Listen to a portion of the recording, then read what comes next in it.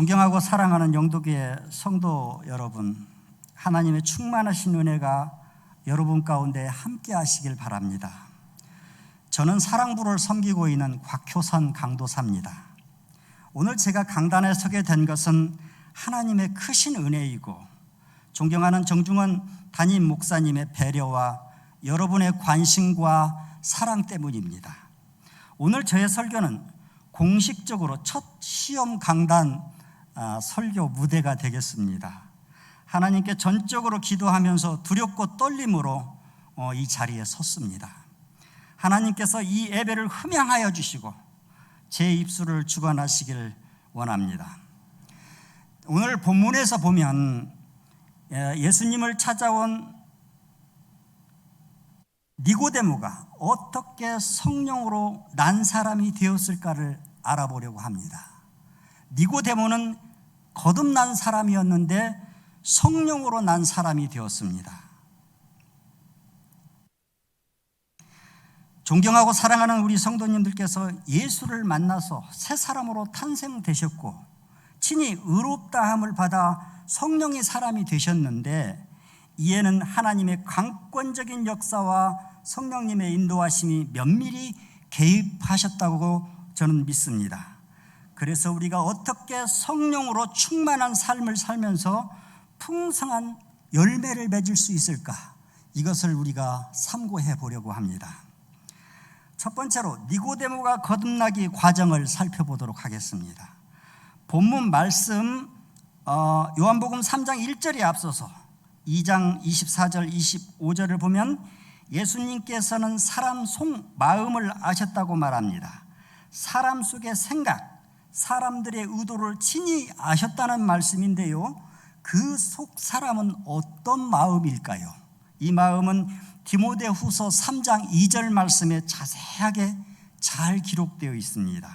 사람들은 자기를 사랑하며 돈을 사랑하며 자랑하며 교만하며 비방하며 부모를 거역하며 감사하지 아니하며 거룩하지 아니하며 무정하며 원통함을 풀지 아니하며 모함하며 절제하지 못하며 사나우며 선한 것을 좋아하지 아니하며 배신하며 조급하며 자만하며 쾌락을 사랑하기를 하나님 사랑하는 것보다 더하며 경건의 모양은 있으나 경건의 능력은 부인하는 자니 이 같은 마음을 품은 자들이 바로 사람이고 이 같은 마음을 품은 자가 바로 니고데모라고 예수님께서는 아셨던 것입니다. 예수님은 이러한 사람들의 사악하고 이기적이고 불신앙의 마음을 잘 알고 계셨기 때문에 니고데모에게 직접 서랍법으로 말씀하십니다. 니고데모는 이러한 그 습성을 알고 있었는데 본인이 깨닫게 되었는데 니고데모는 유대인의 지도자였습니다.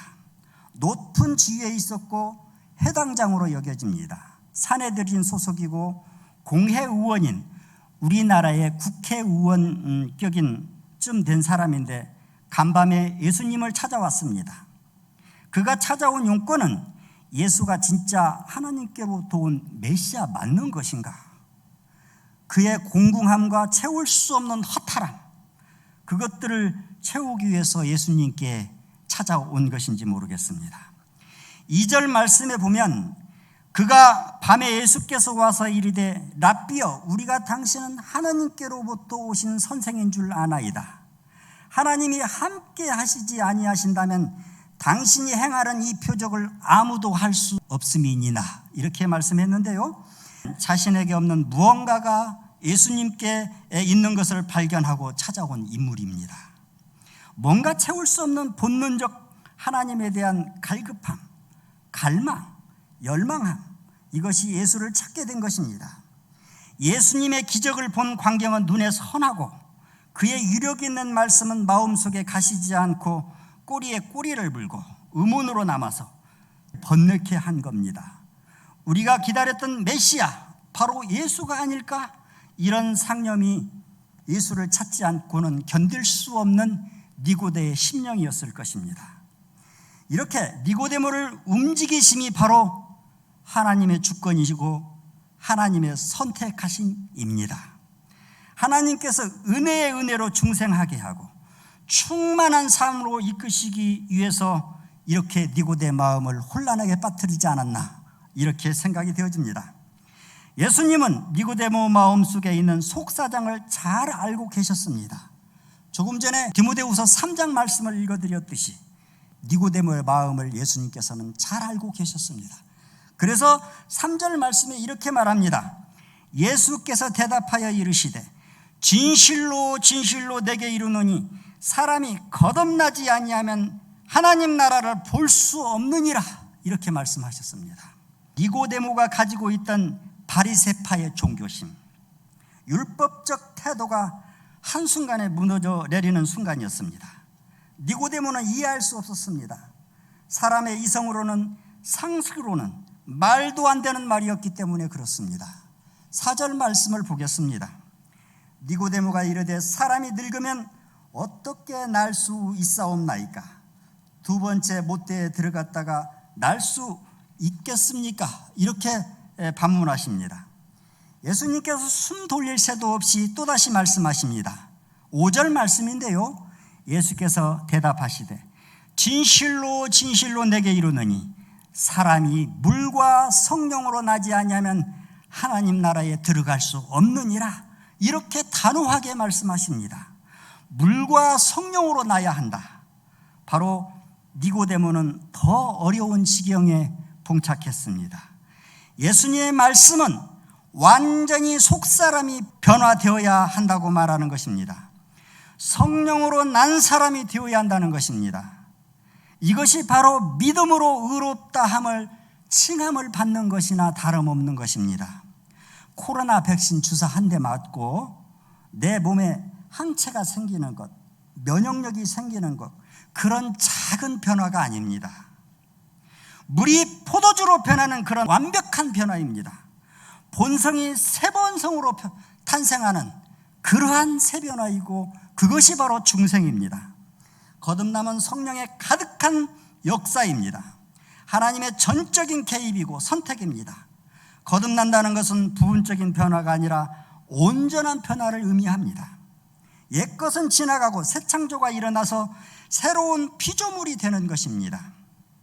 거듭남은 신비의 역사입니다. 우리가 새 생명을 받고 거듭남으로 그리스도인이 된다는 것입니다. 성령으로 난 사람이 바로 이와 같은 사람이 되겠습니다. 7절 말씀에 보면 내가 내게 거듭나야 하겠다는 말을 놀랍게 여기지 말라, 이렇게 예수님께서 말씀했는데요, 태어남을 잃고 가시나무 떨듯이 흔들리는 니고데모를 볼 수 있었습니다. 율법에 정톡한 랍비 니고데모가 이해할 수 없었던 거듭남의 개념은 현대인들이 어렵게 느끼기는 마찬가지일 것입니다. 거듭남이라는 것은 단어를 살펴보면 장소를 가리키는 부사로서 이로부터 난다, 이런 의미를 갖고 있습니다. 또한 시간을 나타내는 부사로도 쓰이는데 일찍부터라는 뜻이 있습니다. 그 외에 처음 혹은 근원부터, 그리고 본문에서 나와 있는 것처럼 다시라는 의미로도 사용됩니다. 따라서 직역하면 이로부터 태어나는 것, 다시 태어나는 것을 가리킵니다. 이것은 중생의 전 과정이 하나님의 은혜와 능력에서 오는 것이지 인간의 어떤 업적이나 우연이 아니라는 것을 강조합니다. 6절 말씀에 보면 육으로 난 것은 육이요 영으로 난 것은 영이라고 말씀했습니다. 육이라는 단어는 하나님의 은혜를 떠난 인생, 부패한 본성을 가리킵니다. 부정적 측면에서 인간적인 모든 것을 의미하는 총체적 개념이 바로 육이라는 것입니다. 죽음으로부터 구원해 줄 아무것도 없는 세속적인 영역이 바로 본절에서 나오는 육입니다. 육으로 난 것은 육이요, 모든 인간이 전적으로 부패한 상태에서 태어남은 바로 하나님과 분리된 인간성을 가진 그런 사람입니다. 영으로 난 사람은 하나님의 자녀입니다. 생명을 얻는 사람이고 중생한 사람이고 성령으로 난 사람으로 영생의 생명을, 영생의 샘물을, 우리 마음속에 솟아나는 영원히 목마르지 않는 그 샘물이, 그렇게 우리는 끝까지 공급받는 것입니다. 8절 말씀에 보면 바람이 임으로 불매 내가 소리를 들어도 어디서 와서 어디로 가는지 알지 못하나니 성령으로 난 사람은 다 그러하다, 이렇게 말씀했는데요. 예수님께서는 니고데모의 이해를 돕기 위해서 성령의 역사를 누구나 알기 쉽게 바람의 현상으로 비유하십니다. 우리는 바람을 맞으며 바람의 존재를 느끼고 직접 확인할 수는 있겠지만 그것이 어디서 왔다가 어디로 가는지 알 수 없습니다. 아니, 알 필요도 없습니다.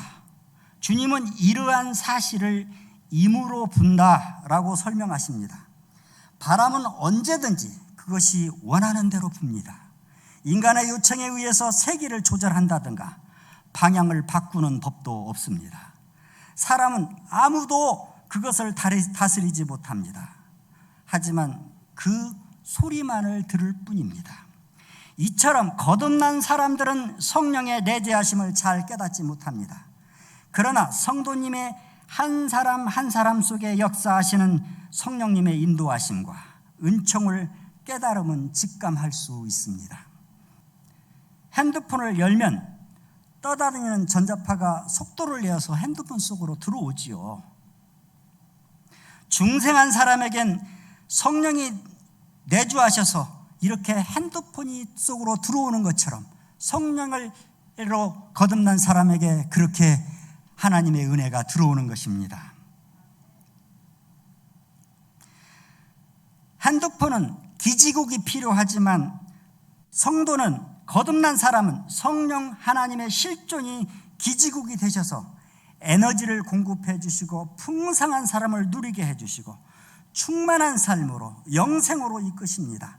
성령으로 난 사람은 성령께 의지하고 신뢰하고 의탁하면 풍성한 삶을 누릴 수 있는 것입니다. 그래서 거듭난 사람은 성령 체험이 중요합니다. 매일 통화하듯이 성령 체험을 이루어가는 성도님들이 되시길 바랍니다. 두 번째로 말씀드릴 것은 성령으로 난 사람은 어떤 사람인가요? 라고를 말씀드리겠습니다. 니고데모는 중생했을까요? 아니면 유구 사람으로 남아 있었을까요? 답을 먼저 말씀드리면 육의 사람이 아니고 성령으로 거듭난 사람이 바로 니고데모였습니다. 니고데모는 행운의 사람이었습니다. 예수 그리스도를 만남으로 그는 성령으로 난 사람이 되었습니다.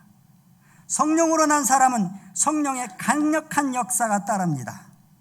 그가 예수를 옹호하고 변호하고 목숨을 내놓고 사력을 다해 신앙을 지킨 니고데모였습니다.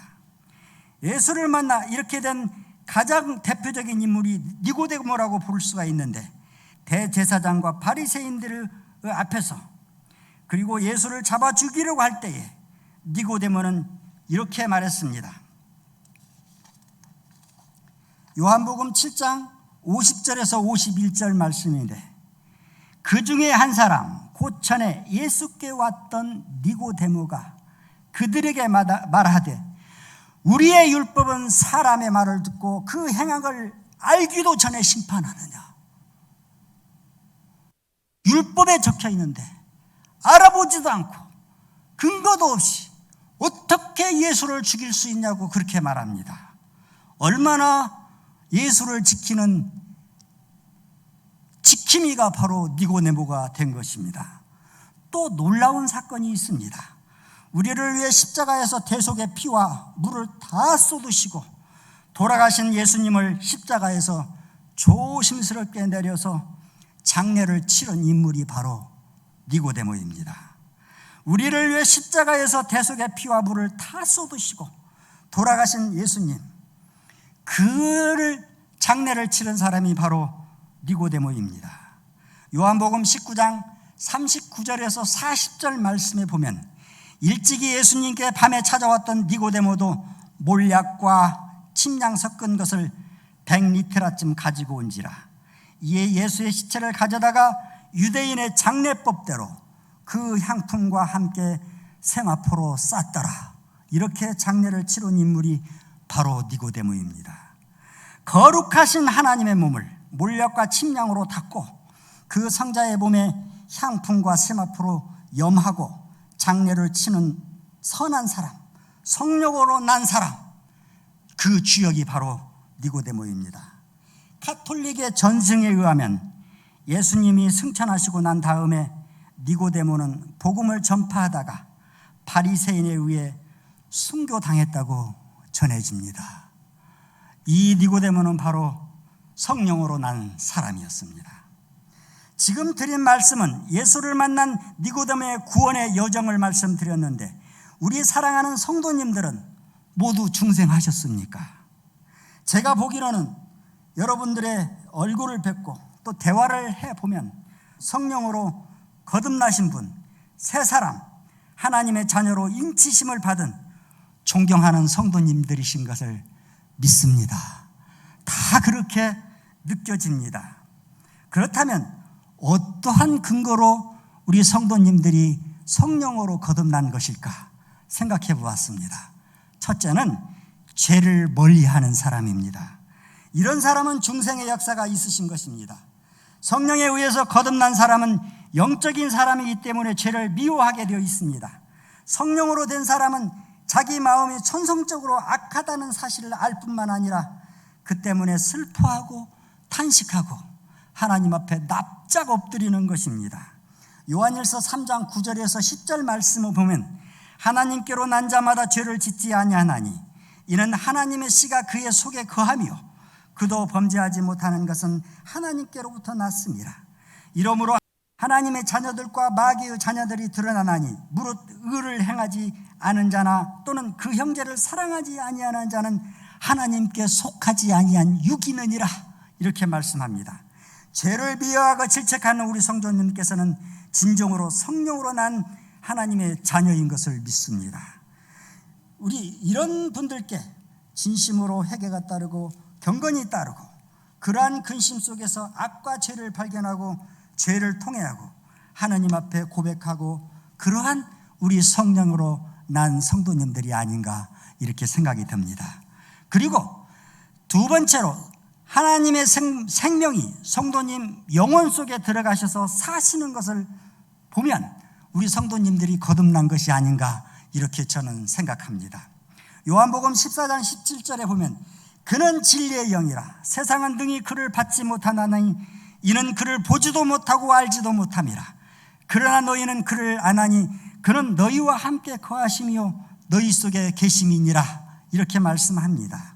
성령께서 여러분 안에 사시면서 진리 가운데로 인도하시고 보이사 성령께서 여러분들을 인도하시는 것을 볼 때 진정 거듭난 우리 성도님들이 아닐까 이렇게 생각이 되어집니다.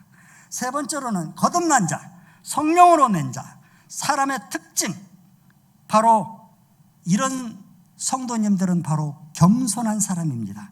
하나님 앞에 완전히 엎드려서 저 자세를 취하는 사람들입니다. 시편 51편 10절 말씀에 보면 다윗이 하나님이여 내 속에 정한 마음을 창조하시고 내 안에 정직한 영을 새롭게 하소서라고 말씀했습니다. 빌립보서 2장 5절에 보면 너희 안에 이 마음을 품으라 곧 그리스도 예수의 마음이 그는 근본 하나님의 본체시나 하나님과 동등됨을 취할 것으로 여기지 아니하시고 오히려 자기를 비워 종의 형체를 가지사 사람들과 같이 되셨고 사람의 모양으로 나타나사 자기를 낮추시고 죽기까지 복종하셨으니 곧 십자가에 죽으심이라. 주님께서 우리에게 모범을 보이셨듯이 우리 사랑하는 성도님 한 분 한 분이 이렇게 예수 그리스도를 닮아가는 겸손한 모습이 바로 하나님께 거듭난 사람이고 성령으로 거듭난 사람이라고 그렇게 확신합니다. 그리고 존경하는 성도님들께서 그 얼굴을 보면 기쁨과 평안이 있습니다. 예수님께서 십자가에 달려 죽으시기 전에 내가 너희에게 평안을 끼치노니 기뻐하라, 기뻐하라, 이러한 말씀이 우리 성도님 가슴 속에 숨겨져 있는 걸 보고 자랑스러운 우리 성도님들이 존경스럽습니다. 자, 그렇다면 세 번째, 우리가 성령으로 난 사람은 어떻게 이제 살아야 될까요? 어떻게 하면 더욱더 거룩한 사람이 되고 성화가 될 수 있을까요? 저는 대학 청년 시절에 뜨거운 신앙으로 지낸 적이 있습니다. 그런데 대학을 졸업하고 사회인으로 직장 생활을 하면서 30여 년간 육의 사람이었고 타락한 생활을 했습니다. 타락한 30년이 내 삶을 짓누르고 이러다간 죄로 죽겠구나 이렇게 생각이 되었습니다.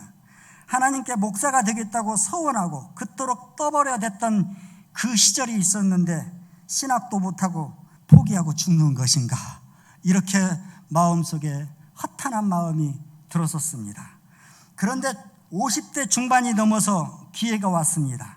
전적으로 하나님이 개입하심이고 이끄심이었습니다. 5년 전 모든 세상 죄를 회개하고 지금도 회개하고 있지만 칼빈 신학대학원에 입학했습니다. 낮에는 학교에서 공부를 하고 밤에는 아르바이트를 하면서 3년의 학업 과정을 마쳤습니다. 우리 영도교회에서 사랑부를 섬기고 지난해부터 전도사 강도사 기간을 거치면서 너무도 기쁘고 하나님의 큰 은혜와 큰 사랑을 받아오고 있습니다. 지난 5년 동안의 신앙생활은 과거 30여 년의 유괴 생활보다도 훨씬 더 기쁘고 가치 있고 풍족한 은혜의 생활이 지금 이어지고 있습니다.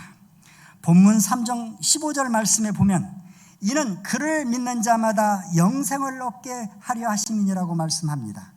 예수 그리스도를 믿기만 하면 영생합니다. 내가 주는 물은 마시는 자는 영원히 목마르지 아니하니니 내가 주는 물은 그 속에서 영생하도록 솟아나는 샘물이 되리라고 말씀하십니다.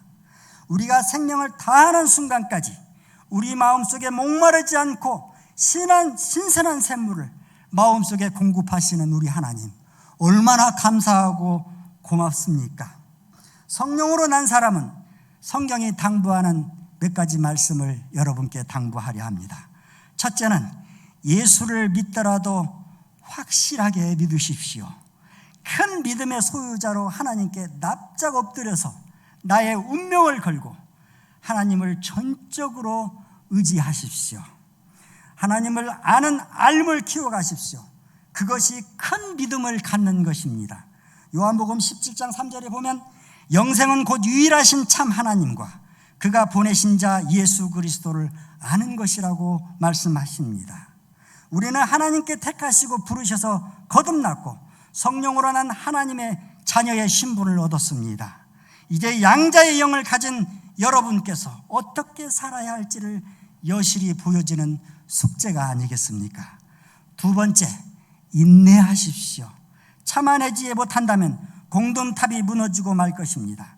그것이 성령으로 난 자의 성품이고 가져야 할 본분입니다. 거듭난 자에게 박해가 따르기 마련입니다. 세상에서 종교인은 박해하지 않습니다. 그러나 그리스도를 닮아가는 신앙인은 우리 성도님들은 박해가 따를 것입니다. 성령을 따라 사는 자만이 박해 대상이 됩니다. 주님도 그렇게 말씀하셨습니다. 우리가 주님을 닮아갈수록 세상이 우리를 힘들게 할 것이라고 말씀했는데 세상이 너를 미워하면 너희보다 먼저 나를 미워한 줄 알라 이렇게 생각하라고 하십니다. 바울도 디모데에게 부탁합니다. 디모데후서 3장 12절에 보면 무릇 그리스도 예수 안에서 경건되게 살고자 하는 자는 박해를 받을 것이라고 이렇게 말씀하십니다.